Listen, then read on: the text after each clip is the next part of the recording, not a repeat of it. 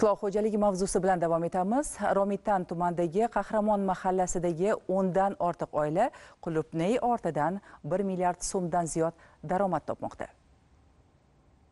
Qahramonda shunday oila bor. Biroz muqaddam qulupnay yetishtirish hadisini olib, bugun yiliga 1,5 milliard so'm daromad qilmoqda. Yangi ish o'rinlari yaratyapti. Hozirda issiqxona 17 sotixga kengaytirildi. Tashabbus egasi G'afur Ismoilov yana 35 sotiq ajratilgan yer maydonida faoliyat turini ko'paytirishga bel bog'lagan. 10 sotiqli yerimga ko'chat ekdim, qulupnay ko'chatini.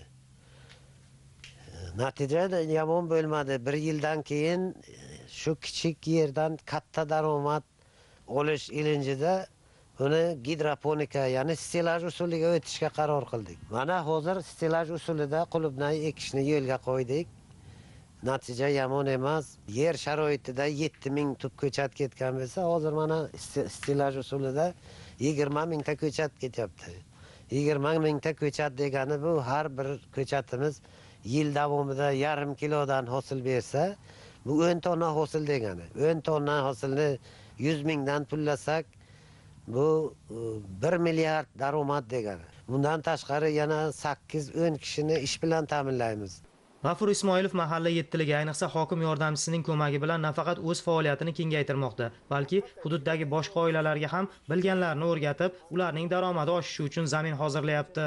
Prezidentimizga mingdan ming rahmat. Biz fuqarolar uchun keng imkoniyatlar ochib qo'yganlar. Davlat tomonidan berilayotgan kreditlardan foydalanib, biz ana shunday imkoniyatlarga biz egamiz.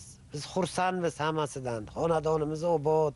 Qo'shimcha daromad qilish uchun bizda elektr ham bepul.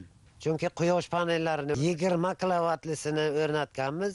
Shundan bemalol foydalansa bo'lar ekan.